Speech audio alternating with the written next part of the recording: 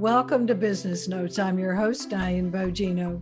My guest today is the accomplished Pam Leinmiller, president of Vertical Vision, Inc. Pam specializes in leading sales, marketing, and leadership teams, as well as training and coaching thousands of professionals to reach their goals. Her audiences and clients cover a diverse landscape, for example, IT, healthcare, finance, pharmaceutical, leadership boards, manufacturing, research, and not-for-profits. Holding several certifications, including DISC, driving forces, and emotional intelligence, Pam is most excited about helping leaders and their organizations reach their potential using her master certification in the Prioritized Leader Framework. She is active with the National Speakers Association. In fact, she's president-elect of the NSA Georgia chapter and serves on the leadership team for TEDx Atlanta. And she climbs mountains in her spare time for fun. And now here's Pam to tell us about all the mountains she climbs, both literally and figuratively. Pam, welcome to Business Notes, and thank you so much for being with us today. Well, Diane, I am delighted to be here, and I feel like I am now in quote unquote podcast royalty a little bit, because I have to share with your audience that they have no idea how long you've really been doing this. And we're not going to talk about dates or anything because I subscribe to your channel, and I recommend everybody subscribe to your channel, but you have some interviews in the hallway long time ago, somebody holding a camera, and you're holding the microphone up to the person you're talking to and back to you and up to the person. Yeah. Wow, she's come a long way, baby, as they used to say. Yeah, so is podcasting and technology. They're calling it podcasting. So yeah. Early adopter. Right. Yeah, I didn't even know what I was doing, but anyway. So Pam, before we get into your business dialogue, I want you to tell us about your experience climbing mountains. Why do you do that? I know. And I have to say, if you ask me why, then I can't really give you a why. It's one of those internal motivations. And I didn't start until 2016, Diane. I mean, I was not a young woman. It was after my second daughter got married. Most people go to the beach to relax. Wow. I had 2 weddings within a year and 2 weeks of each other, my oldest daughter, then my youngest daughter. And 3 weeks later, my husband and I were part of a team. We got together, 6 of us, to hire guides, and we climbed our first mountain. And it's the highest mountain in the lower 48 states, Mount Whitney in California. And I just got hooked. And I think that it parallels business a lot. And you learn a lot. It's all about putting that goal out there and then overcoming the obstacles to get there. And there will always be obstacles to get there. And I think that's what really just fuels me. And I love it. I've climbed 7 now, and Machu Picchu is our next goal. But then we were going to do up in Maine, Capitan, but COVID hit and they closed the park. So we did climb 2 this year to make up for 2020. We climbed 2 in 2021, but it's really interesting. I may weave a couple lessons in depending on what kind of questions you're going to ask me today. A couple examples in there, but it's really a fun, and it's not the fingernails on the ledge rock climbing. It's actually more mountaineering. You're walking up Mount Whitney. We had to be roped in up the last 500 feet, which was both terrifying and exhilarating all at the same time. So it was fun. Oh, yikes, you're a better woman than I am. So when you do work with clients, though, and you're not climbing a mountain, literally, what is your overriding goal when you're working with your clients? Diane, I think that a lot of us have the same goals when we're working with our clients, right? We want to partner with them and really I ask great open-ended questions to really try to identify the problems that they're bringing me in for. And then I try my best to partner with them to help solve those problems, move the needle forward so that it's a win-win situation. And that's really my overriding goal is to help them reach their goal or solve their problem. And that's the whole reason I'm there. I don't walk in with my own agenda. I'm always working on the client's agenda. Oh, Yeah, if more consultants would do that. I know it gives consultants a bad name, doesn't it? It does. It does. What's your problem? Oh, package A. Oh, Yeah, right. what's your problem? Oh, package A. Yeah. So good for you. So how do you help leaders and organizations? Good question. That depends on what they bring me in for, because I have a whole host of things that I do, all the way from the simplest, like I did yesterday morning, with just being hired to run a meeting, facilitate a meeting for C-level executives. And they were bringing in some C-level clients. And that ensures that the meeting stays on time, the agenda gets taken care of, and somebody impartial is doing that, and everyone else can participate in the meeting. In other words, one of the people from the company is not having to click it forward because somebody's speaking too long, for example, or they're getting off topic.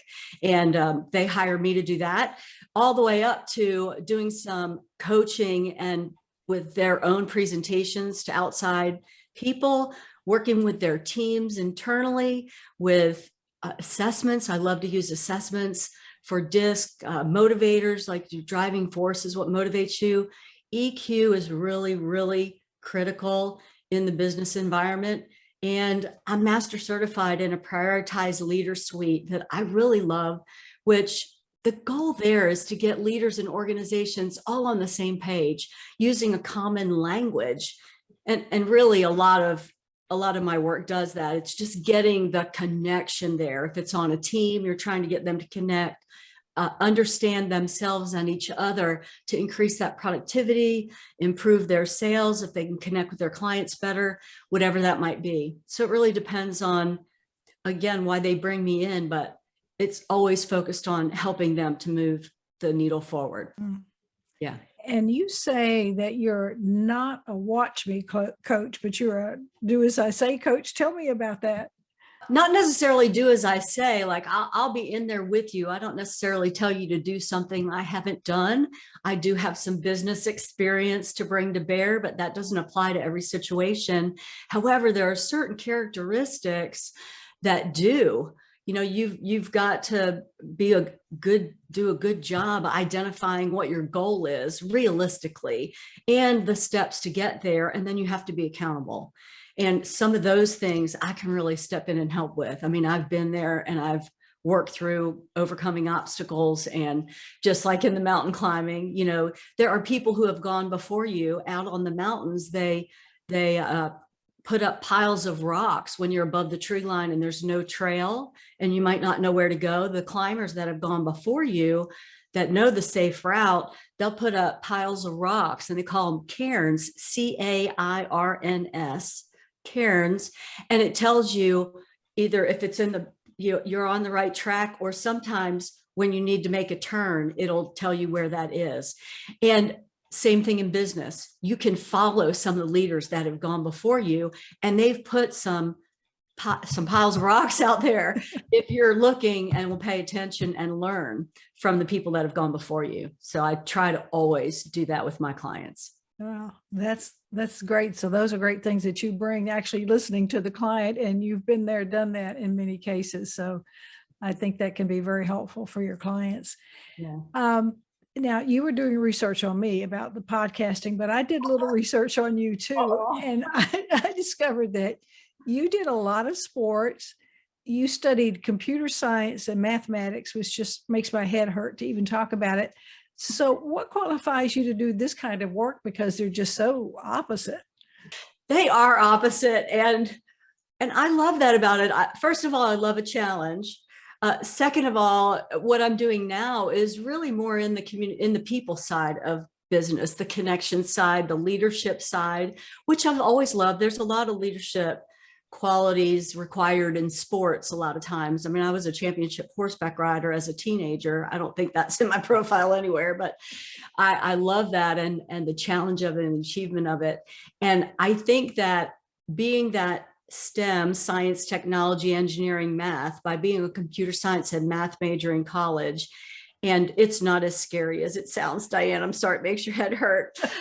We just all have different giftings. I think I am uniquely positioned to work with people who have trouble communicating, because I are one. Like I I was in a programmer, and traditionally technical people are not good communicators.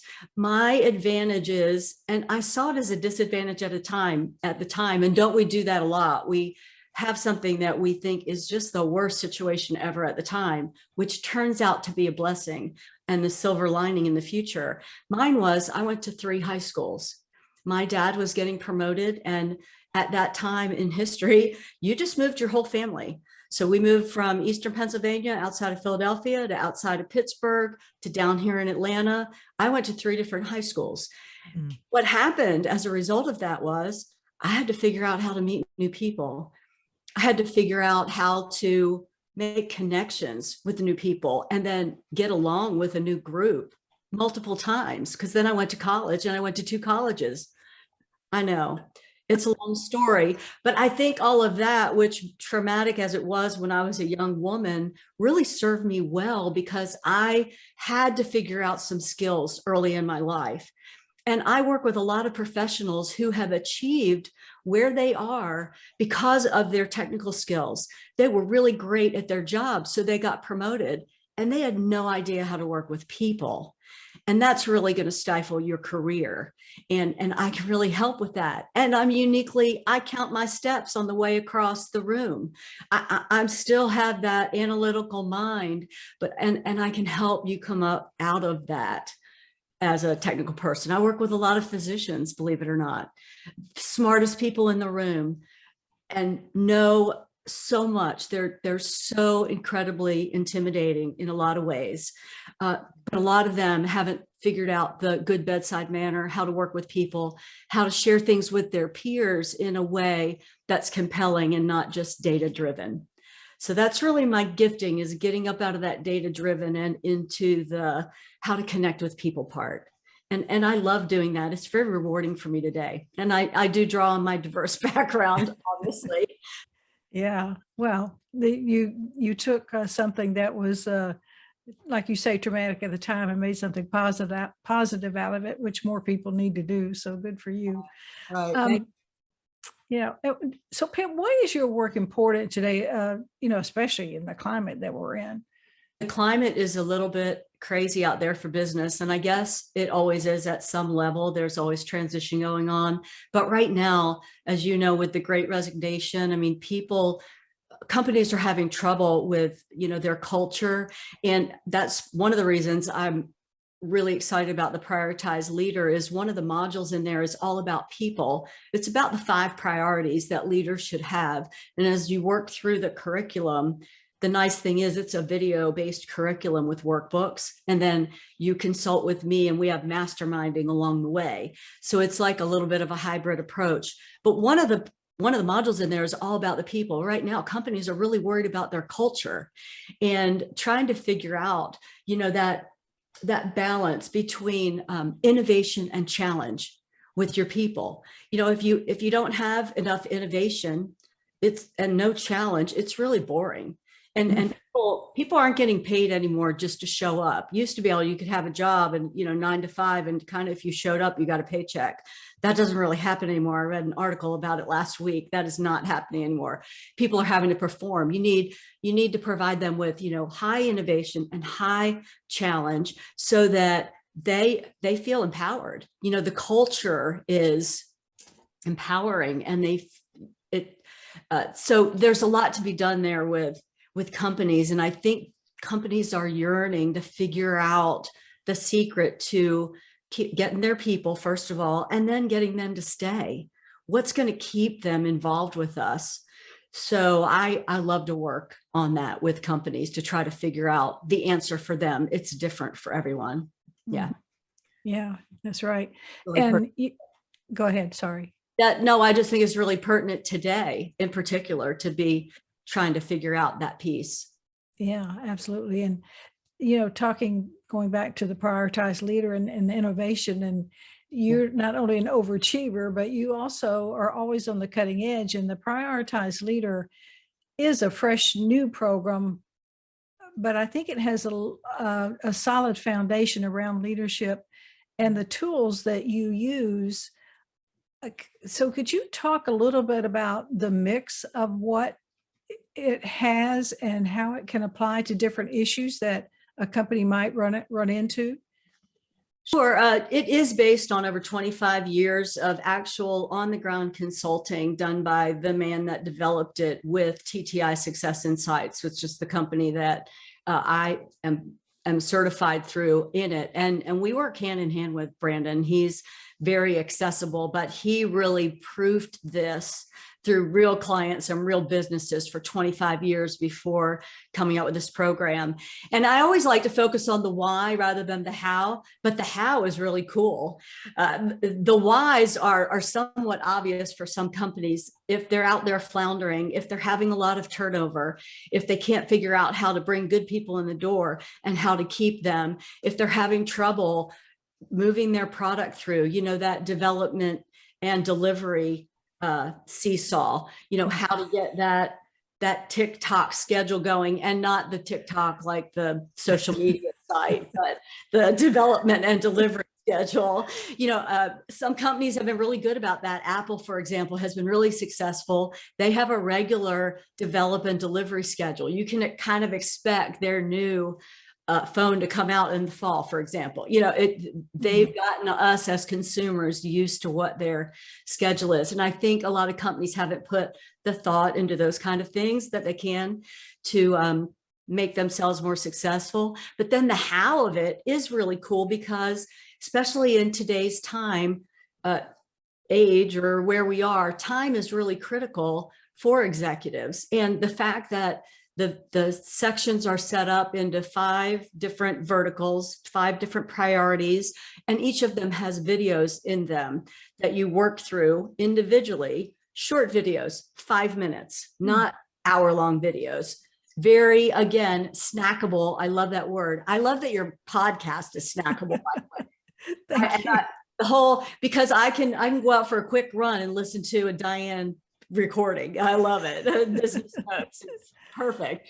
But these videos are even more snackable, maybe quick biteable, 5 minutes, certainly less than 10. Then with a little workbook that goes along with that section, and you fill out each time you listen to a video in that particular priority or that particular module. And then you'll get with me every couple of weeks, every couple of videos, we'll get together and mastermind with the other leaders. Combination there, masterminding with the leaders and getting with me individually to unpack what's happening there and try to define that common thread. But it's meant to be done over time, over 36 to 52 weeks. It's doing the videos at an achievable pace. So it's not going to impact your ability to execute your business. But at the same time, it's really, really going to affect how well you execute your business as you apply the principles. So great. This sounds like a program that really can make an impact. It's definitely a work through, and it's not didactic. It's not me downloading information. It's you working through your business situation and what works there with guidance. So it's a little bit different that way. So what advice, Pam, would you give somebody who was going to start a business today?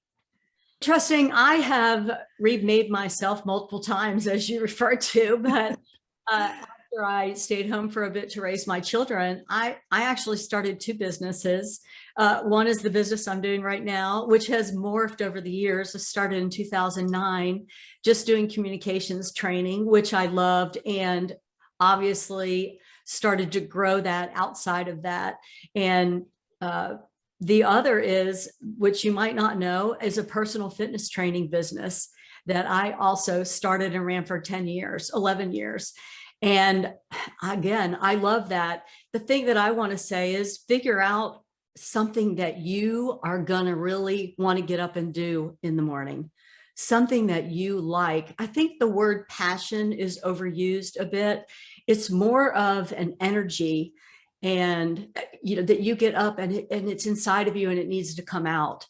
Find what that is. And I think a lot of other things fall in place, because it does take a lot of work. I always self-funded my businesses. I never got business loans or venture capital or, any of those kind of things. However, so it takes some thought on how you're going to do that and how you're going to be bringing money in the door and trying to build your business at the same time. And maybe you need to make some small investments on the front end, but I always wanted to cash flow my business, just the situations that I was in. And I think that focus, that energy that you bring to it. And then the other thing is the discipline. As entrepreneurs, it's so easy to roll over instead of roll out. And you know what I'm saying? When the alarm goes off, or however you wake up in the morning, if you're going to have some reading or have your coffee and your breakfast, and then you've got to get going. And what are your goals for that day? You've got to have something in front of you. Again, that challenge. You need to put it out there for yourself. I always find it's good to have a business coach of some sort or a personal coach to run things by, to be accountable to. That's helpful for a lot of us that are entrepreneurs. And I know you've served as that, Diane. You're a well-known Forbes coach. I mean, you have developed your business helping business people. Am I right? Coaching them and keeping them accountable and helping direct them. Yeah, I've done some of that for sure. And I like helping people get out of their own way too, just like you mentioned. And, making that change from corporate to being an entrepreneur, and certainly funding is a challenge. What were some of the other challenges that you had to overcome in making that switch? I think it was the people that didn't know me as, as a businesswoman. I think because I had done a lot of volunteer work when I wasn't working corporate, I took a break from corporate and I didn't have a job for a while. Yeah. And I think friends and family, when I then did want to go back to work, not working for somebody else, I've decided I think I'm voluntarily unemployable. and that might apply to a lot of entrepreneurs who are voluntarily unemployable, because anyway, that aside, some of the people, your closest friends and family, don't necessarily allow you to take on that new persona when you've decided you want to step out and do that. There wasn't always a lot of support there, and you just have to stay strong and set your path and be successful anyway. That might be one of the obstacles you have to overcome. But that was one of the things for me, just trying to figure that out. Getting new clients wasn't a problem. Again, you have to be willing to pick up the phone and call people.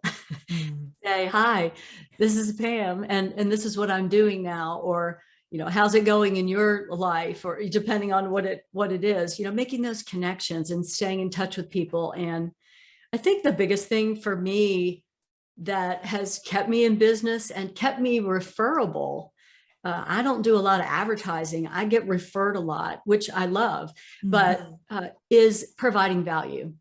I'm always striving, whatever the contract says I'm doing, I always try to provide a little extra value to my client. And I did that in the personal training business. I never advertised 1 minute. It was all word of mouth. Of course, I did my I was calling people, I was calling to get new clients in. I'll give you a free session, et cetera. What are you offering so people can interface with you and learn about you, learn about your strengths, and see if it's a match. It's important for you to work with the right clients. Every client's not the right client. And I think the sooner I understood that, the better it is. The next right client, that client's not the right client, is closer to your next correct client. That's going to be a great partnership that you're really going to enjoy and thrive in, instead of not looking forward to getting up and working with that client. It's a whole different mentality. Yeah, for sure. And yes, everybody is not your right client. Yeah. And, in the introduction, I mentioned that you're president-elect at NSA Georgia. So congratulations for that. And I know that we all use speaking as a marketing tool, and public speaking is important, both in a leadership role as marketing. So tell us a little bit about speaking, how you use it, and also maybe some insight into what you've got planned for NSA Georgia without giving away any big secrets. Well, it's been an interesting time in the speaking business, I will say, over the past couple of years, as I've moved through working on the board with NSA Georgia. And I think a lot of us, they used to say, never speak for free, or that was always seen as a negative. And I somewhat disagree. I don't think that if there's a profitable event going on where they're bringing in speakers, that's a place for you to speak for free. But I do think if there's an opportunity for you to get in front of your ideal audience and just share a little bit of your wisdom, or give them a little bit of information that can help them right then, and that you can show what value you could bring to them in the future, that's a great way to showcase you as a speaker, trainer, whatever it is you do on the back end. If you do speaking, if you do consulting, if you do PR work, if you're into marketing, if you do social media, if you do podcasting, there's so many different streams of income that we can use speaking on the front end to just get in front of our target audience. I think that's a great way to speak for free. It's, you're gifting your wisdom, and it could be some kind of association, or it might just be a local group, or it could be a business that's having a little kickoff meeting, and you might know somebody in that business and say, let me give a little kickoff about people working with each other, or different profiles of personalities, or whatever it might be, depending on what you want to do on the back end. Obviously, the key thing about that, Diane, I would say, and help me out here if you have something in addition, is that when you do that speaking and you're trying to promote your business, be sure to be clear about what it is you might provide after that. Don't just go out there and speak and think I did a great job, but they have no idea what it is you actually do on the back end, or go ahead and promote what you were doing, not in a salesy way, but you can do it just by, well, when I was working with this software company with their leadership team, and then your audience knows, oh, she works with leadership teams, for example. You can say things in your talk that lend them to be curious about inquiring what other services you might provide, or what it is that you do, and just get your foot in the door a little exposure. Right. Absolutely. Good advice. Yeah. And as always, you have brought some great insight, I think, for leadership with your tools and your innovative programs that you provide, Pam. And I appreciate you being with us today. And I know everybody's looking forward to your leadership at NSA Georgia. And thank you for being with us today.